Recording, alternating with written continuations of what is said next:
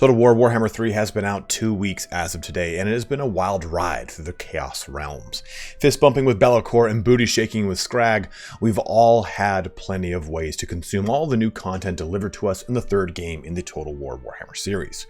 But as we round the corner on another month, I have a deep craving for something more out of a trilogy of games that have had a large spanning map with tons of factions to choose from. Looking back on the chronology of Total War Warhammer 2, the game launched on September 28th, 2017. And you have to remember that at that time, we just had the 4 launch races and just the Vortex campaign. You couldn't even use the other races in multiplayer, and this follows suit with exactly what we have in Total War Warhammer 3. So naturally, people will consume that quite quick. Fast forward to October 26th of 2017, almost exactly a month out, and we get the launch of Immortal Empires, bridging the gap between games 1 and 2, delivering the rest of the faction to the Game 2 engine, and giving us a combined map across both games' regions. And this is huge. It sets us up for the next 4, almost 5 years of content for the franchise. And we're in a similar dirge here with Game 3. Having been out 2 weeks here, or having been 2 weeks out from launch, we're looking at a peak player base of around 44,000 players. That's 25% of what it was at launch, with 166,000 players. Now, 2 big things to say up front here. One, Elden Ring launched, and so that kind of immediately stole tons of the player base, myself included. Second, I think that the marketing ramp up had really shown so many people the ins and outs of the game that by the time they got into it, you maybe had a few campaigns in you before you had either seen or played at all. So in this video, I want to dive into a subject that a lot of people have been bringing up, even in the scant few weeks after launch: the combined map for Warhammer 3, which I've been calling Immortal Empires for, I don't know, a bit now. So if I say that term, it's what I'm referring to, as Mortal Empires was Game 2's combined map, and that encompassed only mortal races. So Game 3, Immortal, Demons, so on and so forth. So if you don't want to watch the entire video, because I'm basically just going to turn on Warhammer 3 and rant while drawing on the campaign map, then let me give you an upfront breakdown of what I'll be talking about. I think Immortal Empires has to come soon. Real soon. With the Steam Workshop not online for another few weeks, people are finding that Warhammer 3 isn't keeping them interested in the long term. The unfortunate circumstance is that there's just not much replayability to the Realms of Chaos campaign, much in the same way as the Vortex campaign. It just becomes tedious and stale over time. And that's really essentially what I'll be talking about, and I'll expand upon that with my supporting theories, some ways to kind of, that CA could do to work interim in between the launch of Immortal Empires and now whatever it is. Just a lot of stuff, a lot of thoughts after that. So that's what I'll be talking about throughout the video. But if that's all you wanted to know, you're clear to head on out. But before you do, please don't forget to like, comment, and subscribe. All those things help out a ton. Also, if you've not yet picked up Warhammer 3, you can support the channel by using the link to my Nexus Store. Nexus provides Steam keys directly from the developer, and I get a cut of every sale, which helps keep the channel alive. So let's get started here on my thoughts on Immortal Empires and the Warhammer 3 campaign. Loading into the game here, we have got my Demon Prince campaign, which is on turn 100 or turn 99. And I want to just open up with talking about the Chaos Realms campaign itself, right? The seeking of all 4 of the Demon Prince souls to then go to the Forge of Souls and all that action. And actually, the very first, second, third, maybe even time you go through it, it's fun, right? To jump through the Realm of Khorne and Nurgle and Tzeentch and Slaanesh. It's a lot of fun. And what you can kind of see what's going on here on the map is Slaanesh, or N'Kari, has gotten quite strong, and he's taken over a huge portion of the Northern Chaos Wastes. While I kind of have this weird middling presence in Norsca because I have Norskins to my north that I didn't want to go to war with, and so on and so forth, blah, blah, blah, blah. And that has kind of put me in a weird position for my campaign. And I'm not complaining about me ultimately failing this campaign. This will become a failure because N'Kari is 1 soul away, I'm 3 souls away, and unless I can really shut down his faction, I won't be able to do anything. And that, again, I just need to get better at doing the campaign, really, is what that comes down to. But what I think here is the problem, and before we even get into replayability, is that the campaign itself, unless you really hit these demon souls with each roar, because this campaign, just for reference is on very hard. And just to, where is that? Where the hell is that? Famous content creator Italian Spartacus doesn't know this way around a fucking game right now. Aha, there it was. Yep, campaign difficulty, very hard. So I'm not playing on Legendary, I'm just not that good. If you want to watch someone play on Legendary, you all know who to watch. His name is Legend of Total War. But still, so what I'm saying here is, if you don't really take advantage of getting each soul at the right time and the AI just kind of gets ahead of you, one soul, getting ahead of you by one soul is not that bad. You can kind of pull ahead pretty, you can catch up to that, or at least shut them down. But it's when they get ahead of you by 2 souls that it's now going to be pretty hard to take care of. And depending upon which faction you're playing, you're in a position where that's not very easy to do. So take a look at where I'm at over here, where I've got just an unending tide of order, right? We have tons of Kislev banging at my gates, and I've killed them right here, no big deal. I've killed them over here, no big deal. But now I also have a ton of Slaanesh coming my way, and I have Scrag coming from across the Gulf of Kislev into my forces too. So I can't afford to send my one of 2 armies into the Chaos Realm frequently enough to catch up. And I think that becomes kind of an issue with, like I said, certain factions. Certain factions that are already pressed up against the wall can't afford to leave their lands to either their own garrisons or a second army. This is evident when you play as Kosteltian, when you play as the Demon Prince. I feel like when you're playing as Katarine over here, you're a little more insulated. It's not as scary until maybe Scrag gets much larger, and by that point you've got a way to really curtail him. But playing as Cathay, you're pretty well insulated. Playing as Kairos, you're well insulated. Even playing as either Slaanesh or as Skarbrand, you're well insulated because you're going to have killed one or the other by then. Every time I play Skarbrand or Nakari, I kill the opposite one because they're pretty well within my path. And again, same thing with Kugoth. He can be kind of removed from things. And again, same thing with Boris Ursus, because he's just down here in the plane of Tsar and whatnot, and doesn't have to deal with much. So, but when you're contending with the Demon Prince, which is a big campaign, right? That's one of the campaigns that says, hey, if you're brand new to the game, play the Demon Prince campaign. It's a continuation of the prologue. Oh, there we go. And if you do that, you really run into a lot of issues. Now, those issues are because of the objectives of this campaign, and especially knowing that when you jump into the realm of Slaanesh, the AI has to play by the rules. Same thing with the other 2 realms in Nurgle and in Khorne. But with Tzeentch, they don't need to play by the rules. Take a look at my roster right now. Seducers of Slaanesh, Ice Court, and Oracles all have their Tzeentch souls, because as they go into the realm of Tzeentch, they will randomly jump from portal to portal for 5 turns, and then they will just randomly discover the one that takes them to the library of Tzeentch. Where I went into Tzeentch, and I spent 8 turns, I think, trying to find the right portal, and I just got unlucky. You can save scum your way through it, but if you try to play it legitimately, and there's another AI player in there, if you don't get it within 5 turns, they will get it on the 6th. So you're already kind of dealing with a cheating AI there. And yes, difficulty does have to do with certain things where the AI does cheat when it comes to income and so on and so forth. But this is a little bit more overt, because it's against an actual objective for your campaign, and that's detrimental. So after you've done all this and you beat it once, you realize the tedium of going through, say, the realm of Tzeentch or the realm of Nurgle. And personally, I find Khorne and Slaanesh to be way more enjoyable. I mean, Slaanesh has got so much fun tempting stuff. It's such a good time. But you go through it once, you kind of don't want to do it again. And if you do, you're just doing it with a different faction, with a different kind of focus on your army and stuff like that. And maybe you have a little bit more wise to the wily ways of that demonic realm. So jumping through it again is kind of tedious. A 3rd time? No, just shoot me, dude. Just put me out of my misery.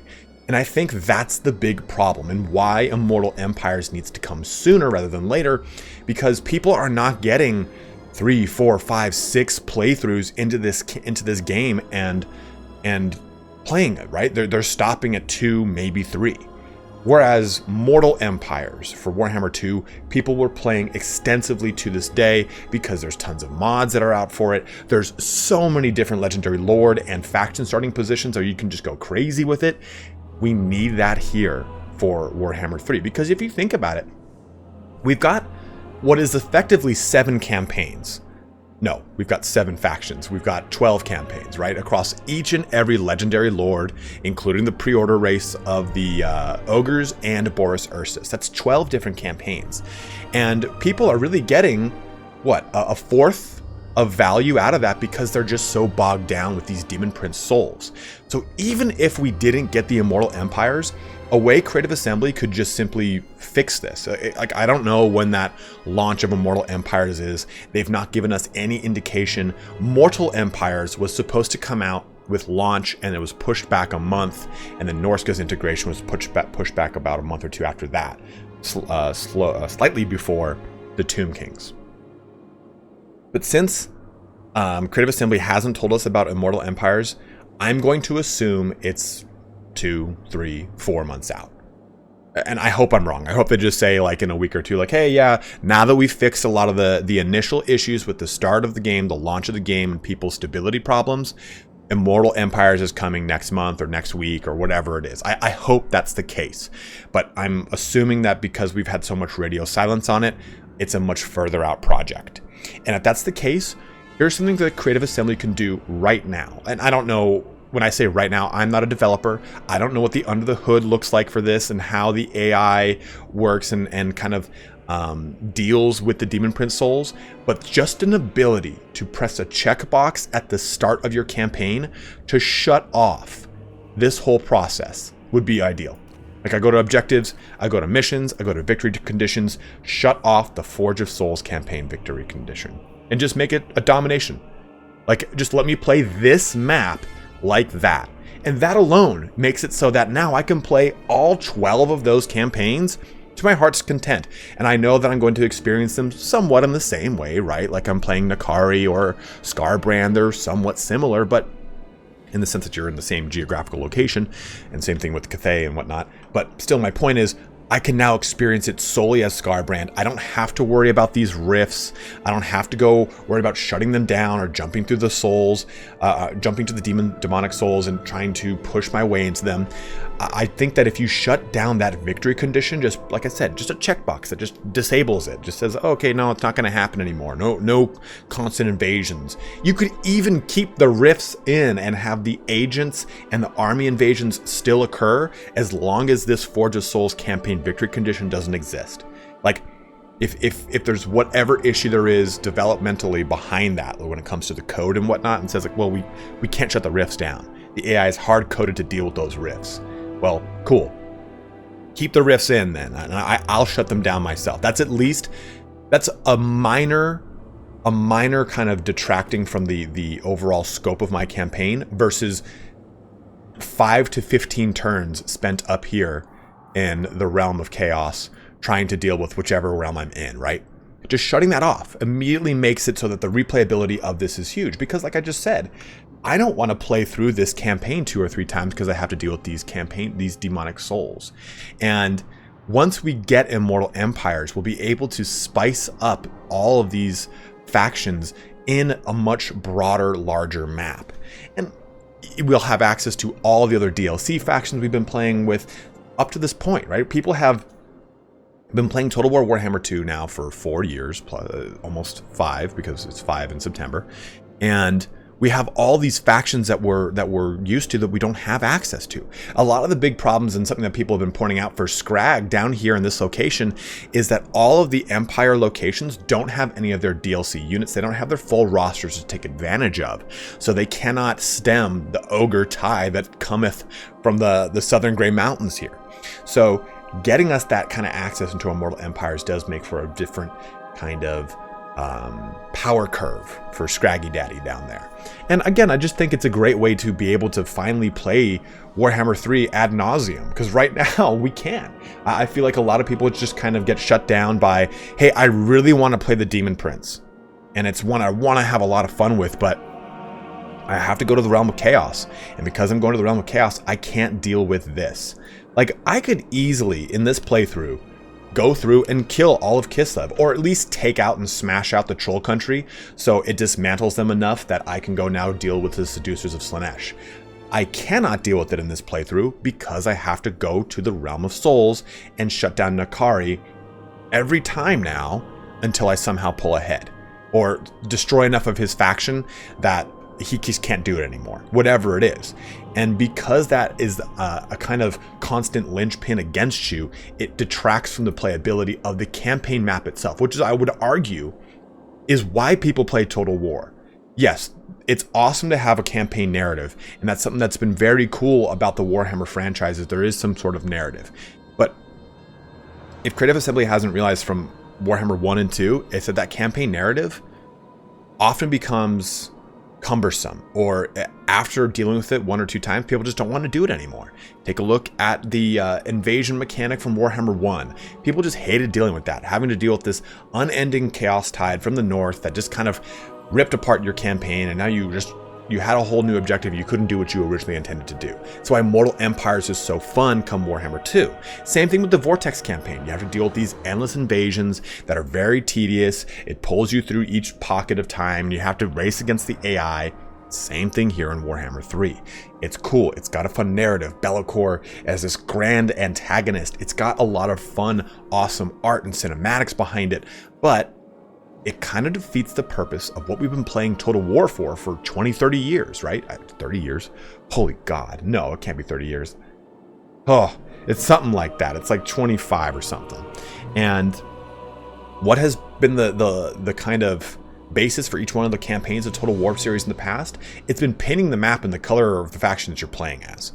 I mean, Rome didn't really have much of a set narrative. It did have the Roman Senate, and same thing with Medieval 2. You had the papacy kind of making certain declarations towards you. But for the most part, Total War has been about painting the map in the way that you want to, as befits your faction. It breaks lore, it breaks history, because it's a way to say, well, what if the Roman Empire never fractured? Or what if the Roman Empire was taken over by Gaul, or stuff like that? Like, that's kind of been the fun behind it. And I feel like while Total War Warhammer 3's campaign is great and fun and immersive, after you've done it 1 or 2 times, like I've said like 5 times in this video now, it breaks the way that Total War is supposed to be played. So that's, like, I think, kind of like my ultimate send-off here, is just simply shutting off that victory condition and enabling it so that we can play this game in the way that we want to. I think it would make Warhammer 3 amazing up until that launch of Immortal Empires, which will make everything I've said null and void, because I can do whatever I want on that campaign map in Immortal Empires. And another big thing just to kind of note as we close our video out here is, if you guys have noticed, after Warhammer 2's launch, almost, because some still have, almost no DLC or FLC character has followed the Vortex campaign. The Hunter and the Beast, they both have their own objectives that are outside of the Vortex. When you look at Eltharion's campaign, which is one of 3 campaigns I've even completed in the Vortex campaign, I've never beaten the Vortex campaign. I was like, okay, this is too tedious. After 2 summonings, I'm done with this. I've beaten Eltharion's, I've beaten the Vampire Coast, which is its own awesome, unique campaign, and I've beaten the Tomb King's campaign, which is, again, its own awesome, unique campaign. Truncating these campaigns down to like 100, 120 turns is what makes them fun, because after you complete them, there's kind of like, oh, well, now do whatever you want. And I like that about the Eltharion, or about the Vampire Coast, the Tomb King's campaign, is there's a set limited objective that you're not racing against the AI, and you kind of are with Eltharion a little bit, but not really. But you're more playing at your own pace and trying to hit these things as fast as you can. Like right now in this campaign, I'm behind power spike wise because I couldn't get up to enough glory or dedication to get access to the top tier units. Whereas if I take a look at the Slaanesh units, that's double Soul Grinder, double Keeper of Slaanesh, like Keeper of Secrets, I'm in bad shape. So that's my kind of point here, is give us a way to play this game as the Total Wars we've played in the past. Let us paint this map. Let us kind of turn off those objectives. And I hope for future Total War Warhammer 3 Realm of Chaos map campaigns, it follows suit with what we had in Warhammer 2, where the new DLC characters, the new campaign pack races and characters break away from the Demon Soul mechanic here, the Forge of Souls, and doing all that action and doing their own kind of thing, which has always made it unique and fun to play these DLC and campaign pack characters. So go ahead and let me know what you guys think in the comment section below. Like I said, this is pretty much me turning on the mic and ranting for a bit. I've got no basis to talk about anything like, oh, well, this is a fact of this and that and this. Like, there's no substantiation behind what I'm talking about. Just strictly saying, hey, here's my opinion. It's kind of what I've noted from a lot of the community consensus is that they've burnt out or already played enough of the campaign to say, okay, now I'm just ready for Immortal Empires and or Steam Workshop to keep me going and pumping in between each and every DLC and campaign pack. So again, let me know what you're thinking in the comment section below. Do you think that we need to jump on Immortal Empires as fast as possible? Or have you not even completed a campaign and you're loving it? Or have you already completed 5 campaigns and you can't wait for your 6th? Let me know what you're feeling, guys. Always love to go to good back and forth with y'all because I know that some people have a vastly different opinion than mine, and that is okay. And if you read anyone's opinions in the comment section on Reddit, on the forums, and they don't agree with you, just have a discourse. We can always get very polarizing in this community when I know that it comes to very passionate stances about the game, and that's fine. Just don't attack one another. We all want the same thing in the end, a Total War Warhammer 3 that fits the vision that we have for the game that we bought. So respect that in everyone, because I know it's going to be different from person to person. But as always, thank you so much for watching here today. Have a good one and take care.